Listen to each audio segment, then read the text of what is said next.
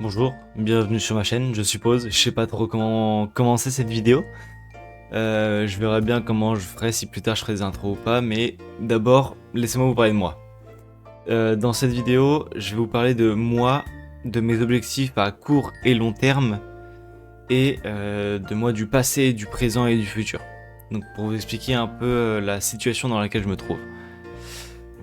D'abord, je suis pas à l'aise. Je suis pas à l'aise oralement, je suis pas à l'aise devant une caméra, je suis pas à l'aise physiquement. Voilà. Je fais 1m87 pour 60 kilos, ce qui est très très peu je trouve. Et trop peu, en fait je me sens pas bien dans mon corps. C'est même pas pour les autres, c'est vraiment moi je suis pas à l'aise avec mon corps. Je me trouve, j'ai toujours été trop maigre et malgré le sport que je faisais, j'arrivais pas à avoir une régularité et du coup j'arrivais pas à me construire un corps comme je le voulais. Parler n'est pas mon fort. Souvent je parle trop vite, je bégaye, je mange les mots, bref, j'ai du mal à parler. Donc ces vidéos ne sont pas à but de chercher des followers ou des vues. C'est pour moi apprendre à parler, me cultiver, être régulier et être plus à l'aise dans tout ce que je fais en fait. J'aimerais bien me sentir bien et donc ces vidéos je me donne l'objectif vraiment de me sentir mieux. Donc moi c'est Florent, j'ai 19 ans et dans une semaine et demie déjà je rentre en études supérieures. Au début, pour vous dire à quel point je me trouve pas bien, en fait, c'est que je suis très flemmard et procrastinateur. Je pensais, en fait, je repoussais le fait de faire cette vidéo jusqu'à me dire, bah, je le ferai le jour de la rentrée. Comme ça, j'aurai des choses à dire, je vous montrerai la vie d'étudiant, tout ça. Sauf que je vous montrerai la vie d'étudiant, mais si je ne sais même pas par où commencer, quel entraînement, je me suis pas encore présenté tout ça, faire ça dès la rentrée, ça me fera beaucoup de travail. En plus du travail, du coup, de l'université, là où je vais aller. Donc voilà, ça met un peu les choses au clair que le but c'est vraiment la régularité. L'objectif de se forcer à faire les choses parce que je suis filmé, des gens vont le voir et donc j'espère vraiment que ça va fonctionner et que je vais réussir à faire ce que je veux. Je vous ai dit je suis pas à l'aise en caméra parce que rien que là je me force à fixer l'objectif et non mon retour sur le téléphone parce que ça peut paraître un peu bizarre. Et le son est enregistré sur le micro et non sur le téléphone parce qu'en fait le micro est connecté sur le PC, sauf que le PC il a une caméra moindre, comme vous pouvez le voir juste ici. Maintenant parlons des objectifs. Les objectifs sont sport, culture, la régularité. Donc ça va être de poster tous les jours, une vidéo longue sur YouTube, à peu près tous les jours normalement, de mes journées. Je vous raconte la vie d'étudiant, donc je sais pas encore si je ferai... je règle toute la veille, je monte le lendemain matin, et comme ça je le poste le soir. Donc ça ferait un jour de différence, donc le lundi, et je vous le poste le mardi. Je sais pas si je ferai une semaine, je sais pas si je ferai... je sais pas encore. Je sais pas encore du tout comment je vais réussir à m'organiser à mon université, donc on va voir ce que je vais pouvoir faire. Donc une vidéo longue, et des vidéos sur Instagram et YouTube. Vous pouvez aller les voir, les liens sont dans la description et sur ma chaîne. Donc je vais essayer de faire des petites vidéos courtes où je vous résume brièvement mes journées, où je vous dis le nombre de sports, donc je vais vous dire après ce que c'est que j'arrive à faire durant la journée. L'objectif n'est pas de faire des super vidéos quali, vraiment c'est la régularité et j'aurai pas forcément le temps, encore moins au début, parce qu'il faut que je m'habitue au rythme de travail, surtout que je travaillais très peu avant et j'ai eu mon bac et maintenant il faut vraiment que je m'entraîne à travailler plus, apprendre à travailler, c'est vraiment quelque chose de difficile pour moi, donc il faut vraiment que je me force à travailler minimum 1-2 heures par jour chaque soir en plus des vidéos. Donc on verra comment ça se goupille, mais je vous dirai tout ça plus tard quand j'aurai intégré l'université. Ça peut être étonnant, mais un de mes objectifs est aussi de boire minimum 2 litres par jour. 2 litres par jour, c'est parce qu'en fait je ne bois, ça m'arrive des jours de ne pas boire. Et c'est pas bon pour la santé, c'est pas bon si je fais du sport, et en fait je ne pense pas à boire, je ne bois jamais. Donc, j'ai ma bouteille de 1,5 litre. Et donc le but c'est de boire environ 1 à 2 bouteilles par jour. Donc pour ça je vous demande juste de me faire confiance, je vais pas vous montrer à chaque fois que je vais boire. Mais pendant le sport, vous allez beaucoup me voir boire. Et de toute façon, vu qu'il y aura très peu de montage, je pense pas que je vais couper à chaque fois les pauses de sport. parce que ça, je pense que le sport, je vais le mettre tout en accéléré. Et parlons-en du sport, du coup, le sport, ça va être 40 minutes à 45 minutes de sport environ. Donc selon un programme, je fais 5 minutes d'exercice, 2 minutes de pause. Donc je vous mettrai à chaque fois un timer soit en haut à droite, soit en haut à gauche. Donc c'est 40 minutes où je travaillerai du coup avec des pompes, des curl biceps, les avant-bras avec ce hand grip qui va jusqu'à 40 kg. Donc moi je le mets à 40 kg. Du soulevé latéral, des dips et peut-être de la corde à sauter. Je verrai encore si j'en ferai. Donc je pense que ce programme est assez complet, donc moi ça me plaît parce que du coup ça me prend 40-45 minutes par jour. J'aurai pas beaucoup de montage, donc ça sera bien. Ça me permet de me muscler, d'avoir une régularité. Alors ça je le ferai pas tous les jours le sport, j'en ferai 5 jours sur 7. Parce que il faut quand même que le corps ait du temps pour se reposer et il me semble qu'il faut 1 à 2 jours par semaine de repos. Donc moi je vais faire ça 5 jours sur 7, les jours je ne sais pas encore. Après peut-être que les jours de pause vont varier. De toute façon vous allez voir ça prochainement dans les prochaines vidéos.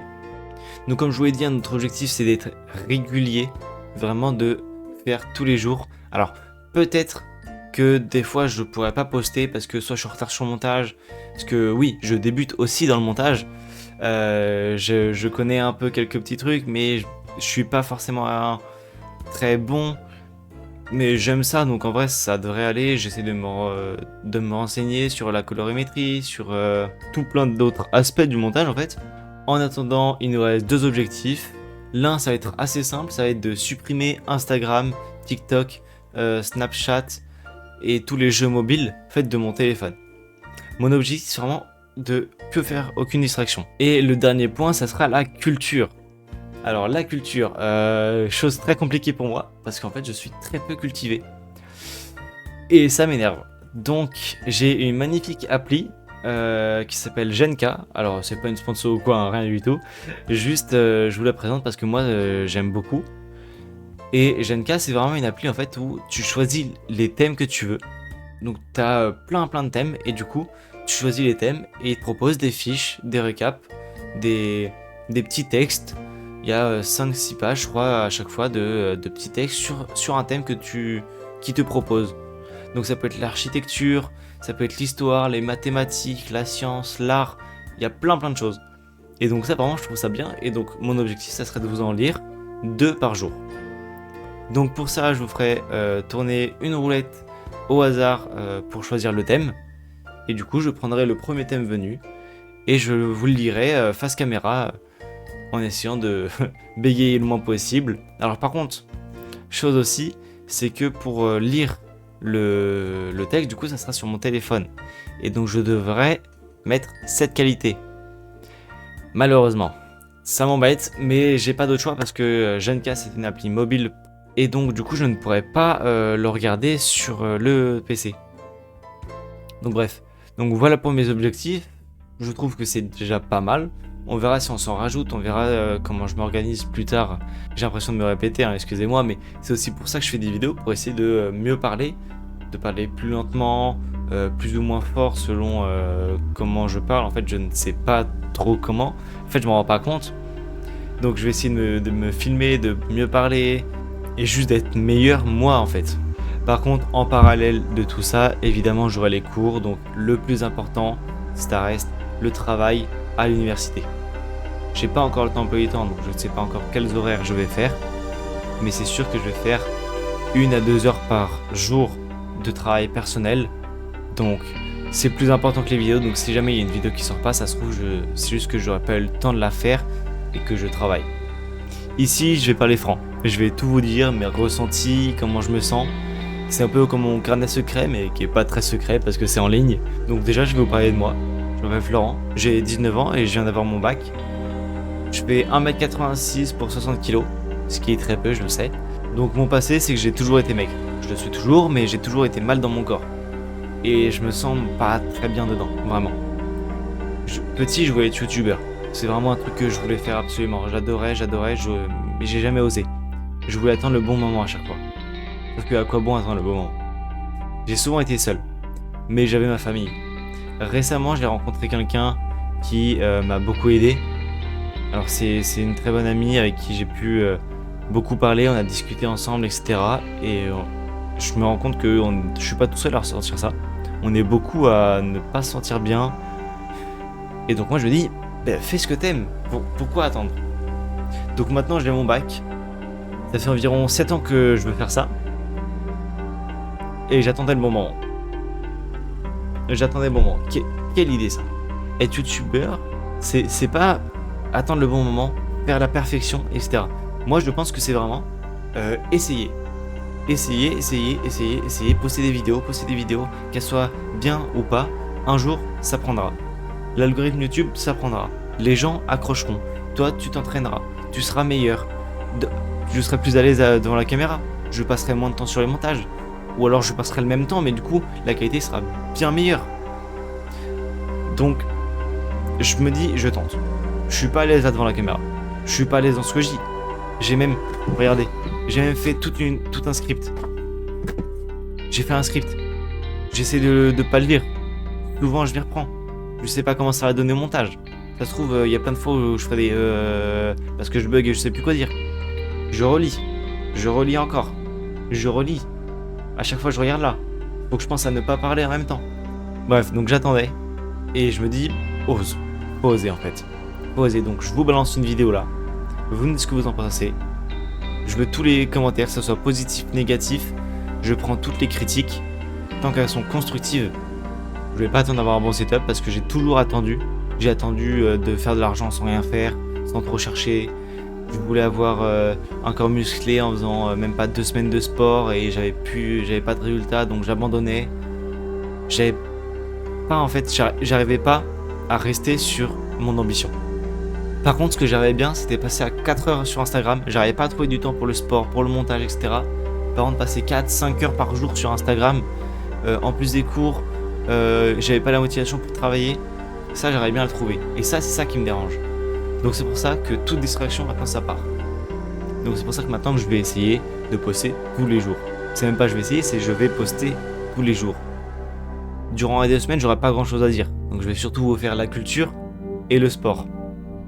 Par contre, peut-être que des fois je sortirai un peu et je vous le dirai le lendemain matin, je vous dirai ah bah hier j'ai fait ça, je vous raconte ma journée.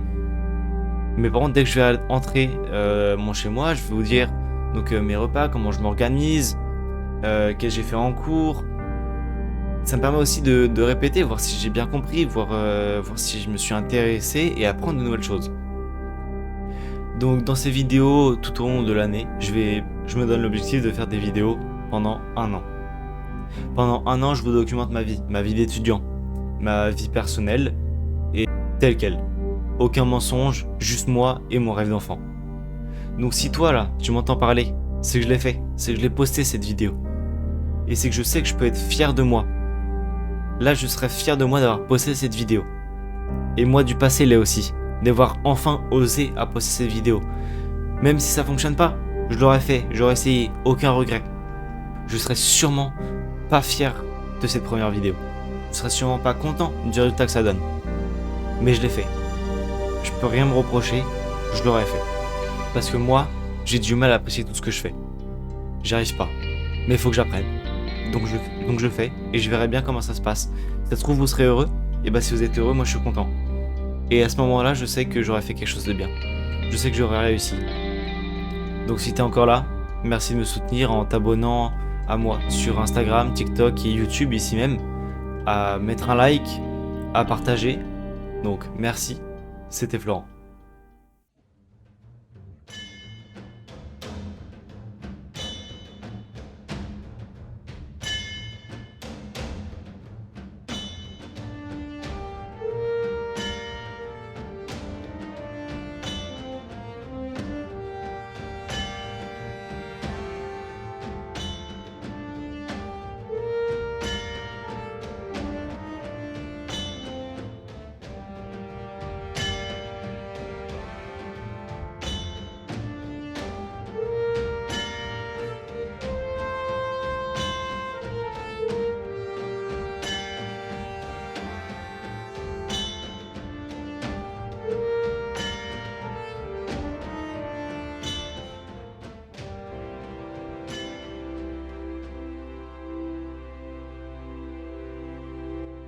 Donc les thèmes d'aujourd'hui seront...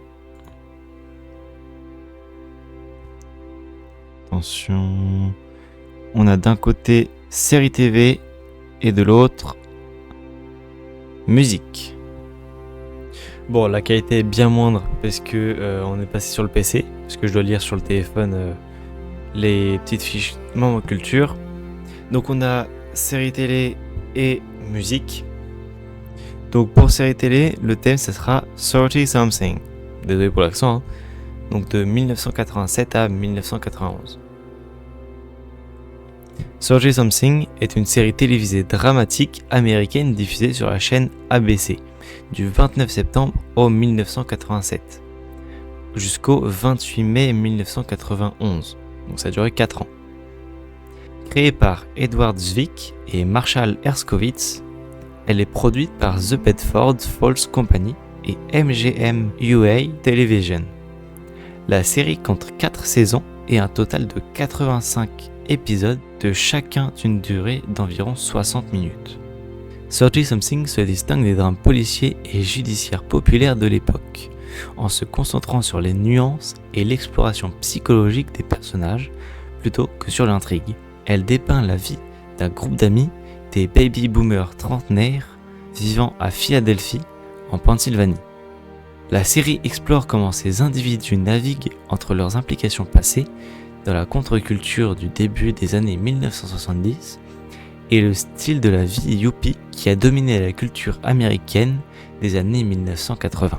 Le terme 30 something est devenu rapidement une expression courante pour désigner le baby boomer dans la trentaine et a même été ajouté à l'Oxford English Dictionary en 1993.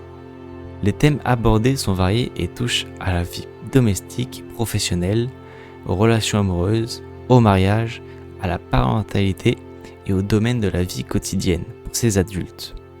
La série explore l'angoisse ressentie par les baby-boomers et les yuppies des années 1980, notamment les attentes changeantes liées à la masculinité et à la féminité introduites par la seconde vague du féministe.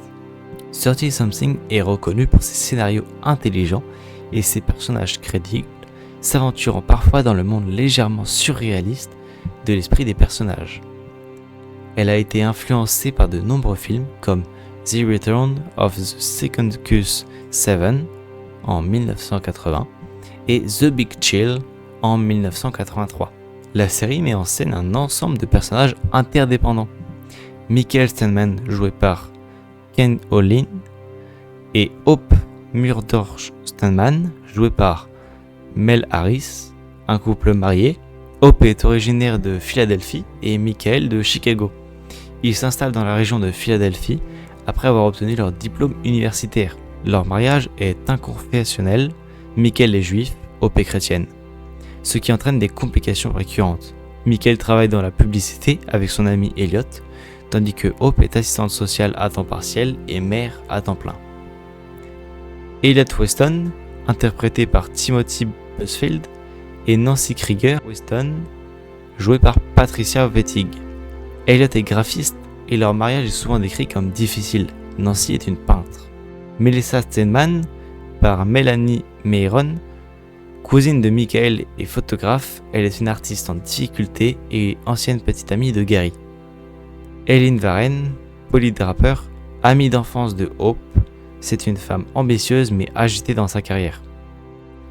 Gary Shepherd, joué par Peter Horton, ami de Michael à l'université, il est un professeur de littérature médiévale à l'esprit libre et un ancien petit ami de Melissa. Il épouse plus tard Susanna Hart, qui est jouée par Patricia Calaber. Les créateurs Edward et Marshall, eux-mêmes trentenaires lors du début de la série, ont encouragé les acteurs à collaborer avec les scénaristes pour enrichir le récit, s'inspirant souvent de leurs expériences personnelles. 30 Something a été salué par la critique pour son écriture et sa réalisation. Le New York Times le décrivant comme l'équivalent d'une forme d'art pour la télévision hebdomadaire. La série a été nominée pour 41 Primetime Emmy Awards et en a remporté 13, y compris celui de la meilleure série dramatique de 1988. Elle a également remporté 2 Golden Globe Awards en 2002. TV Guide l'a classée 19e sur la liste des 50 plus grandes émissions de télévision de tous les temps. En 2013, elle était 10e sur la liste des 60 plus grands drames de tous les temps. Malgré son succès critique, la série a parfois été critiquée par son insularité sociale et politique, ne traitant pas de problèmes extérieurs au mode de vie aisé de ses personnages. Certains critiques ont également noté que la série renforçait parfois le stéréotype de genre, montrant un certain mépris pour les femmes célibataires, travailleuses et féministes, tout en exaltant les femmes au foyer. La série a eu un impact culturel durable, influençant d'autres productions télévisuelles par sa narration et son approche des relations personnelles. Une suite de la série était en développement en 2020, avec un pilote commandé par ABC et le retour de 4 membres du casting original, mais le projet n'a finalement pas pu être concrétisé. Donc voilà pour 30 Something, la série télévisée. Le deuxième thème, la musique, c'est l'importance des échanges culturels dans l'évolution musicale. L'évolution musicale n'est pas un phénomène isolé, mais le fruit d'une perpétuelle interaction entre les cultures. Les échanges culturels agissent comme catalyseurs, permettant le métissage des genres, la diffusion des instruments et des techniques et l'émergence de nouvelles esthétiques. Cette dynamique d'hybridation est au cœur de l'histoire de la musique, la poussant constamment vers l'innovation et la diversification. Depuis l'Antiquité, les contacts entre civilisations ont irrigué les pratiques musicales. La route de la soie, par exemple, ne transportait pas seulement des marchandises entre l'Asie et l'Europe, mais aussi d'autres idées, des instruments et des traditions musicales. Les traditions musicales de régions comme Kashgar, Bukhara et Samarcande ont fusionné avec la musique chinoise, et des acteurs iraniens et les Turcs ont contribué à la culture chorégraphique chinoise. Ces mélanges ont créé des fusions harmonieuses de sons, comme en témoignage la danse de Kashgar, qui combine la musique ouïghour traditionnelle et jazz occidental contemporain. Au Moyen-Âge et à la Renaissance, l'Europe voit une circulation accrue des musiciens et des manuscrits, favorisant l'adoption de nouvelles formes polyphonétiques et l'enrichissement des systèmes modaux. L'invention de l'imprimerie musicale au XVIe siècle marque un tournant majeur, permettant une diffusion à plus grande échelle des œuvres et des théories musicales. Les périodes de conquête et de colonisation, bien que souvent tragiques, ont eu un impact profond sur le brassage musical. L'un des exemples les plus marquants est l'influence des musiques africaines sur le continent américain. La traite négrière a conduit à une rencontre forcée de cultures qui a donné naissance à des genres fondamentaux tels que le blues, le gospel et le jazz. Ces formes musicales nées de chants de travail et spirituels ont intégré les rythmes polyrythmiques africains et les ont fusionnés avec des éléments harmoniques et mélodiques européens. Le jazz en particulier est un exemple éclatant de cette dynamique de fusion culturelle, intégrant des traditions africaines et européennes. Dès les années 1920, l'installation de maisons de disques occidentales en Afrique a également contribué à cette interaction. Au XIXe siècle, l'orientalisme dans la musique classique occidentale illustre une fascination pour la culture du Moyen-Orient, de l'Afrique du Nord et de l'Asie. Des compositeurs comme Mozart avec sa marche turque en 1783, Saint-Saëns avec des œuvres inspirées de ses voyages en Algérie, ou Bizet avec Carmen, bien que l'action se déroule en Espagne, son exotisme est souvent associé à l'orientalisme, ont intégré des sonorités, des modes et des thèmes perçus comme orientaux dans leur composition. Cet orientalisme a permis de renouveler le langage musical et d'introduire de nouvelles couleurs orchestrales. Le XXe siècle, avec l'avènement des technologies d'enregistrement audio, de la radio et de la télévision, a considérablement accéléré la diffusion musicale à l'échelle mondiale. L'enregistrement sonore en 1877, suivi du phonographe et du gramophone, a marqué le début de l'industrie de la musique enregistrée, rendant la musique accessible sans la présence d'un musicien. Le rock'n'roll dans les années 1950, né lui-même du blues et du rhythm and blues, a eu un impact planétaire, inspirant d'innombrables artistes et donnant naissance à de nouveaux sous-genres. Dans les années 1960, l'amplification de tous les instruments a révolutionné la production musicale et la diffusion des concerts. Aujourd'hui, l'Internet et les plateformes de streaming, Spotify, Apple Music, Deezer, ont rendu la musique de toutes origines la plus accessible que jamais, favorisant la mondialisation de la musique sans précédent. Cette facilité d'accès a encouragé l'expérimentation et la fusion des genres musicaux. Les artistes mélangent des éléments de pop, hip-hop, R&B, des musiques traditionnelles, créant des œuvres qui transcendent la frontière stylistique. La K-pop, par exemple, illustre comme des styles musicaux traditionnels peuvent être réinterprétés pour un public mondial tout en conservant leurs racines culturelles. Ce processus, souvent appelé hybridation ou métissage, conduit à l'émergence constante de nouvelles formes de sonorité. Cependant, cette mondialisation pose également la question de l'homogénéisation culturelle et de la préservation des musiques traditionnelles. Néanmoins, elle stimule également la revitalisation des musiques locales et la création de collectifs artistiques qui préservent la diversité musicale.